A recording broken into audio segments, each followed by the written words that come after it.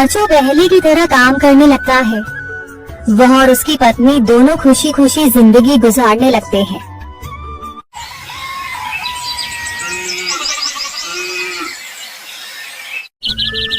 मर्चू जंगल से लकड़ियां काटकर बाजार में बेचने गया, लेकिन उसे लकड़ियों के अच्छे दाम नहीं मिले।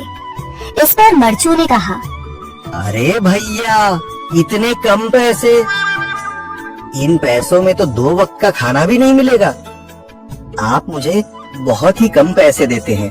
मैं इतनी मेहनत से लकड़ियां काट कर आता हूँ, लेकिन उनके पैसे मुझे बहुत कम मिलते हैं।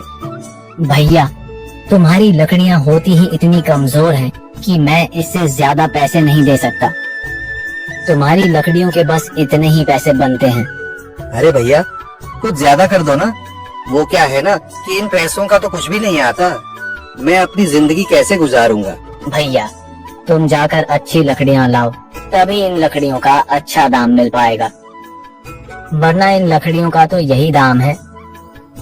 ये सुनकर मर्चू बहुत ज्यादा परेशान हो गया और पैसे लेकर किराने की दुकान से सामान खरीदकर घर आ गया। घर पहुंचते ही मर्चू की पत्नी सीता ने कहा, जी सामान ले आए आप? हाँ जी, सामान ले आया हूँ। सीता के चेहरे पर खुशी छा जाती है, लेकिन जब उसने सामान देखा, जी इसमें तो बहुत थोड़ा सामान है। हाँ सीता, मुझे पता है कि यह सामान बहुत थोड़ा है, लेकिन मैं क्या करूँ। मेरे पास जितने पैसे थे, मैं उतने का ही सामान लेकर आ गया हूँ। इस तरह हमारा गुजारा कैसे हो पाएगा जी? आपको तो पता ही है कि हम कितनी मुश्किलों से गुजारा करते हैं। हाँ हाँ, मुझे पता है, लेकिन मैं कर भी क्या सकता हूँ। मेरे पास इतने पैसे ही नहीं कि हम एक अच्छी जिंदगी गुजार सकें। इतनी मेहनत कर रहा हूँ, लेकिन फिर भी मेहनत का फल नहीं मिल रहा। इतनी मेहनत से अच्छी लकड़ी काट कर आता हूँ, लेकिन मुनासिब दाम नहीं मिलता। मैं तो बहुत परेशान हूँ। क्या करूँ, कहाँ जाऊँ?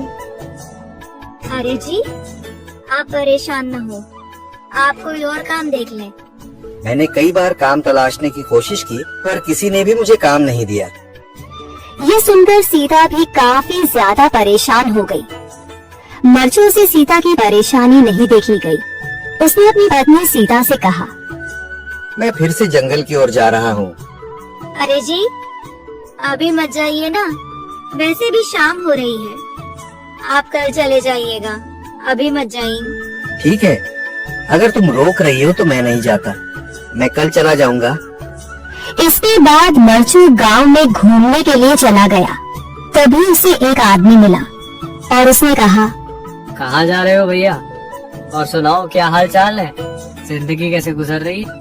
अरे भैया, तुम्हें तो पता है कि लकड़ियां काटकर कैसे गुजारा होता है। हाँ भैया, तुम सही कह रहे हो। और आसपास के जंगलों में अच्छी लकड़ियाँ भी नहीं है। इसके लिए तो जंगल के अंदर जाना पड़ेगा। पर जंगल के अंदर तो काफी सारे जंगली जानवर होंगे। मुझे बहुत डर लगता है भैया, मैं जंगल में कैसे जाऊंगा। हाँ भैया, जंगली जानवर तो होंगे, लेकिन अच्छी लकड़ियाँ तो वहीं से ही मिलेंगी। ये सुनकर मर्चू बहुत ज्यादा परेशान हो गया, लेकिन वह आदमी बिल्कुल ठीक कह रहा था। जंगल के किनारे की सारी लकड़ियां कट चुकी थीं। अब सिर्फ जंगल के अंदर ही अच्छी लकड़ियां बची थीं। अगली सुबह मर्चू